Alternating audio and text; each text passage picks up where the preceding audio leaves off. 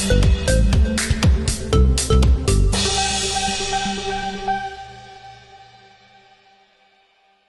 yang gue mainin di film Perayaan Mati Rasa ini seorang anak pertama yang berusaha untuk ngejar mimpinya, tapi harus terhalangi karena ada tanggung jawab yang besar yang dibebankan ke dia, maka dia harus memilih antara mengejar mimpinya atau menyelesaikan tanggung jawab yang akhirnya harus dia emban. Di film ini berusaha untuk mewakili perasaan para teman-teman di luar sana yang mungkin juga sebagai anak pertama gitu ya, yang mau nggak mau di keluarga mungkin punya tuntutan lebih untuk akhirnya harus jadi contoh untuk adik-adik. Kenapa akhirnya mau nonton film ini kan Bang? Ini debut sebagai produser dan apa yang experience baru apa yang udah? Debut produser, apa experience-nya sama kenapa memilih? Oke, ini ya sebenarnya ini debut saya sebagai eksekutif produser untuk di film saya sendiri. Sebelumnya mungkin teman-teman lebih banyak mengenal hanya sebagai pemain gitu ya, dan alasannya kenapa akhirnya memutuskan untuk mempunyai role tersebut juga pastinya karena ingin belajar untuk membuat karya dari balik layar, nggak cuma sebagai seorang pemain yang menjadi pion paling depan gitu di poster ataupun di trailer, tapi juga selain itu keinginan untuk belajar ini juga disambut dengan tangan terbuka oleh salah saya Umay Shahab dan teman-teman dari Cinemaku Pictures yang memberikan kesempatan juga untuk belajar bersama, tumbuh bersama, dan mengajarkan saya banyak hal tentang bagaimana caranya bisa membuat sebuah film dari mulai proses ideasi sampai akhirnya nanti promosi saat film udah tayang di bioskop. Gitu. Kenapa milih Bang Jam, Majuan? Kenapa milih film ini?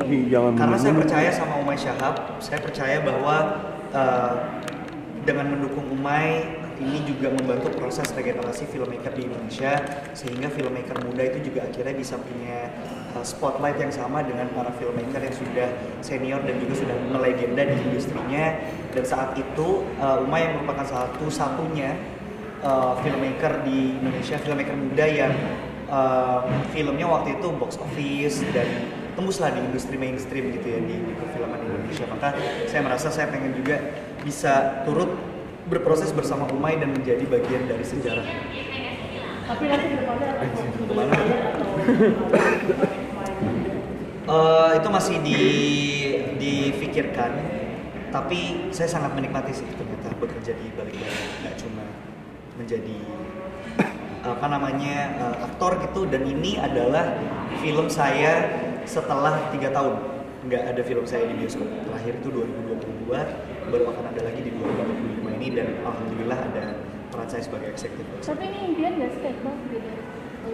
Iya, saya di tahun 2016 sempat nulis random sih. Cuma 2016 tuh saya pernah nulis kayak apa yang akan saya lakukan dalam 10 tahun mendatang. 2016 berarti harus di 2025. Salah satu hal yang saya tulis adalah menjadi produser film. Saya waktu itu juga nggak paham sebenarnya produser film itu ngapain. Saya nggak paham ada yang namanya produser lalu ada eksekutif produser. Buat saya intinya adalah bekerja di balik layar di dalam sebuah produksi film. Dan alhamdulillah baru tahun 2024 8 tahun berarti semenjak saya menuliskan hal tersebut.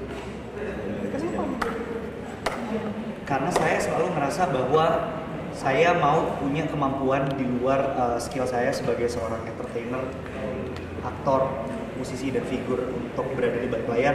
Saya juga punya urgensi yang gede banget sebagai seorang kreator gitu di balik layar. Maksudnya saya suka mengerjakan hal-hal yang saya nggak perlu kelihatan nih, nggak apa-apa kalau misalnya ada yang lain yang mau di depan. Cuma kebetulan memang untuk di project ini ada di balik layar, jadi di depan layar.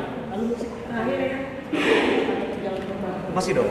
Musik itu buat saya tuh kayak jangkar buat saya. Musik itu adalah hal yang selalu membuat saya tetap injek tanah, selalu membuat saya menjadi diri saya sendiri, selalu membuat saya menjadi seorang dewasa muda yang apa adanya.